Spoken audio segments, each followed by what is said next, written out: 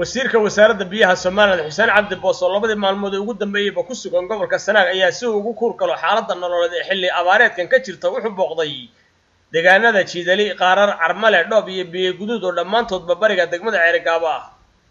waxaana wasiirkan biyaha oo deegaanadaasi guud ahaanba si weyn loogu soo dhaweeyay ugu horeynba mas'uuliyiinta madax dhaqameedka iyo waxgaradka dadweynaha deegaanadani wasiirka ugu xog waramayeen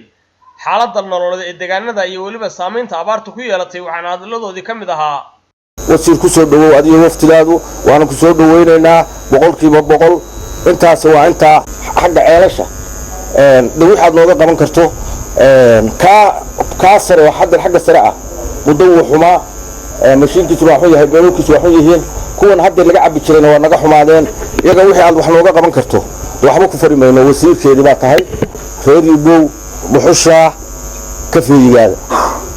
hadhow dadku wato laguma kala cadlo gaariga qaada cidii qaada waa inaynu inagu aan cid doonano askar doonano dawlad ka heshiin ninka shida iyo gacmaha inagu ka bureena wasiirka Xuseen Cabdi Boos oo ciidanka iyo wafdiga la socota waa soo dhaweynaa boqolkiiba boqol marka ka bacdi baahida baan u sheegaynaa tilmaan aanu siinaynaa ma jirto sidaa darteed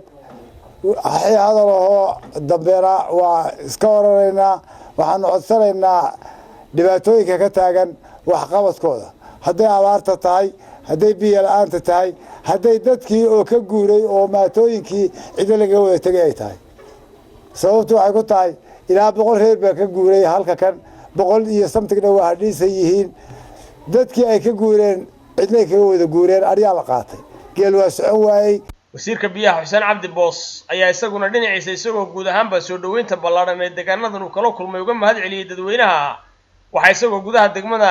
ka hadlayay hadaladiisa isagana kamid ahaa hawsheedu waxay ahayd indhays abaaraha salfantiin baango cusub oo indhawaan la magacaabay waxaan shaqaystay inay indhaha u geysto abaarta dadka sida ay u saameysay iyo dunyadaba wararkiina waa helay kulli aniga ku hadlaya afka xukuumadda oo madaxweynaha ka yahay Axmed Maxamed Maxamuud Siinayo waxaan kulli dibaan soo noqon doonaa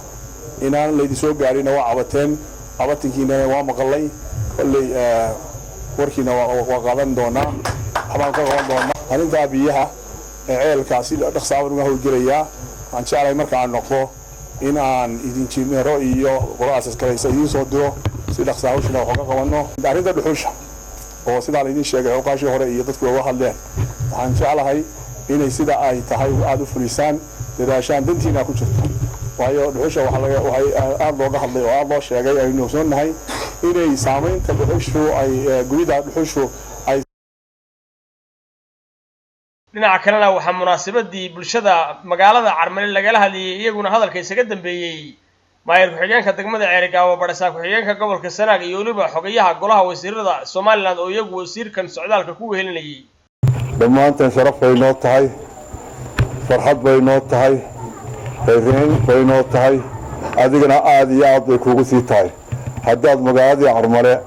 oo aad ku dhalatay oo xundurta hooyada ahayd aad maanta adigoo wasiira soo caga dhigatay oo timi farxad bay ku tahay anoo taasaan kula qaybsanaa kula qabnaa baahidii biyaha aad ugu taagneed oo TBA iskuul laaween reer Carmale baahiyoodii kala hadal reer Carmale aad iyo aad baan ugu mahad celinaynaa soo dhaweynta diiran sidaad noo soo dhaweyseen iyo qoraxdaad maanta taagnaydeen aad iyo aad baan idinka mahadnaqaynaa waan ku maasantiin waana midaan filaynay gabagabadiina wasiirka biyaha Xuseen Cabdi Boos oo bulshada deegaanka Carmale la hadlayana wuxuu yiri socdaalkaygiis waa socdaal dheer oo indhaynta abaaraha iyo dadku waxay qabaan inaan wax ka ogaado u hurgalo kallay waan arkay indhahayga wax badan ma ku arkay horena waan u maqlayay dhibaatada ay saameysay abaarta u saameysay waxaan leeyahay taa abaarta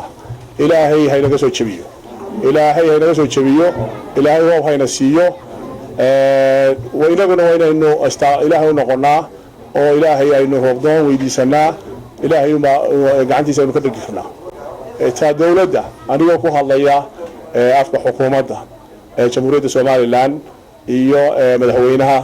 Axmed Maxamed Maxamuud Siinayo waxaa waxqabad aan diyaara oo buuxa aan idinla diyaarnahay haddii reer Carmalo markii hore wax badan idinka habsaameen inaad wixii idinka baaqday xaq u leeyihiin inaad helaysaan ay ceelkaasi ugu horeyso oo maanta